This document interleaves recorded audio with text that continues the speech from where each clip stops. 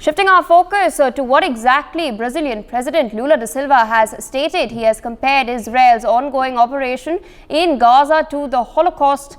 Meanwhile, he has stated that Israel is committing a genocide against Palestinian civilians in the Strip. Outraged by Brazilian president's remark, Israel has hit back and has stated that the comments are quote-unquote shameful. Israel also maintains that its country's ambassador would be summoned for stern reprimanding.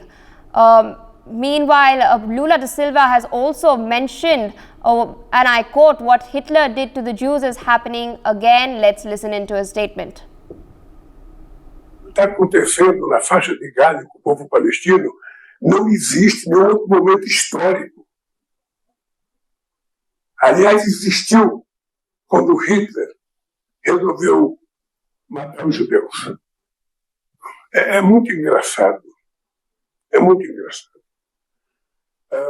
Quando eu vejo o mundo rico anunciar que está parando de dar contribuição para a questão humanitária aos palestinos, eu fico imaginando qual é o tamanho da consciência política dessa gente e qual é o tamanho do coração solidário dessa gente, que não está vendo que na faixa de Gaza não está acontecendo uma guerra, mas um genocídio.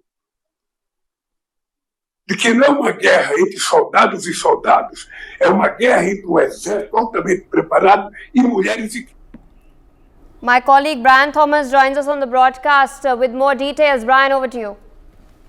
Well, Pia, Brazilian President Lula Da Silva has compared, Israel's ongoing operation in Gaza to the Holocaust against the Palestinian people, a remark that left Tel Aviv livid as it hit back, calling the remark shameful also.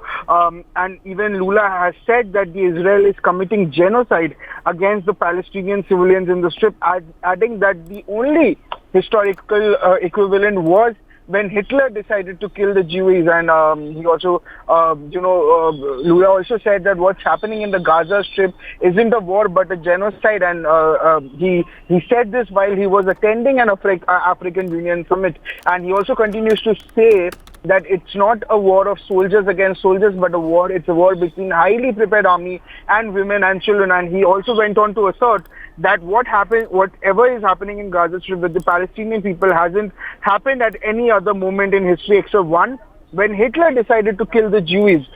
Even though Israel has responded with the outrage to Lula's comment, calling them shameful and saying that the country's ambassador would be summoned for a stern reprimand. Even Israel Prime Minister Benjamin Netanyahu also said that the Brazilian leader had crossed a red line, and the words of the president of Brazil are shameful and alarming.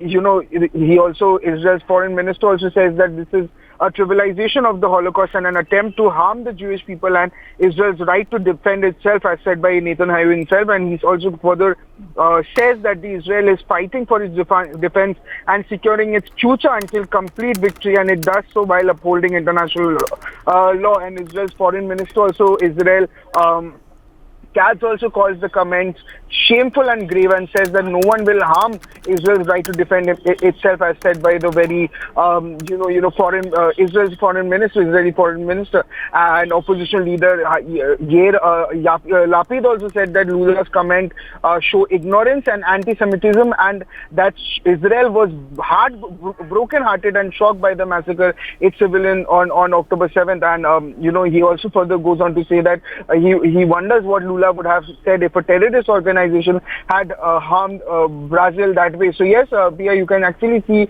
that there has been a war of words going on with the Brazilian leader and as well as Israel's prime minister or Israel foreign ministers claiming that they are defending it, and there is and that Brazil should refrain from making comments like this.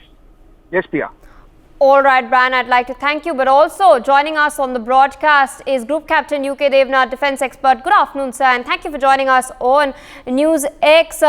Now, a war of words. Israel has hit out at Brazil over its president's statement. They are outraged over President Lula da Silva's comments, stating that it is shameful and it has crossed the red line. Now, what do you make of President Lula's analogy? Pia, the situation is very, very delicate. It has to be understood that many countries in the world are frustrated by Israel's disproportionate response to what happened on 7th October last year.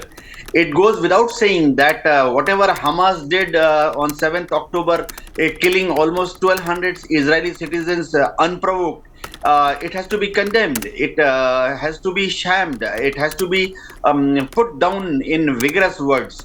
But what Lula da Silva said, it also shows extreme frustration from many countries in the world who are not supporting Israel in this blind and almost attacks on civilians. Say in response to almost 1,200 civilians killed in Israel by Hamas on 7th October last year, till now, Israeli attacks have led to almost 28,850 deaths in Gaza. Many countries are saying it is a disproportionate.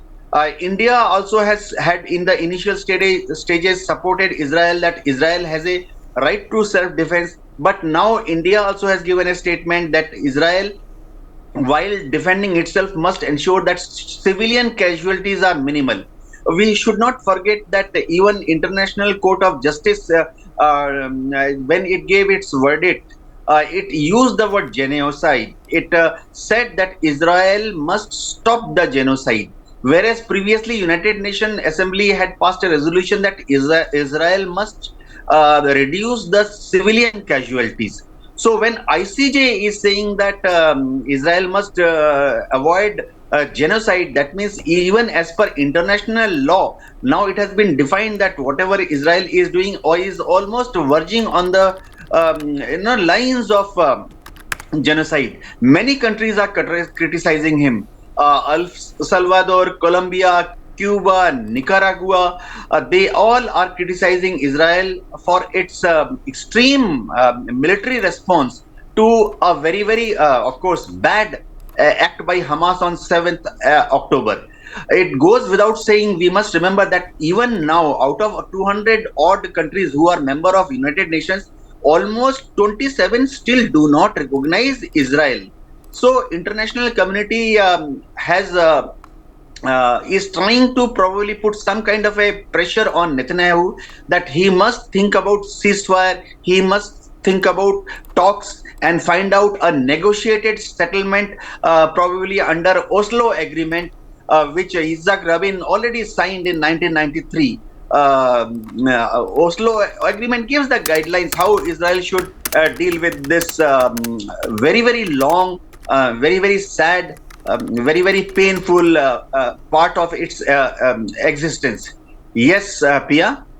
For more such videos, subscribe to the NewsX YouTube channel, hit the bell icon.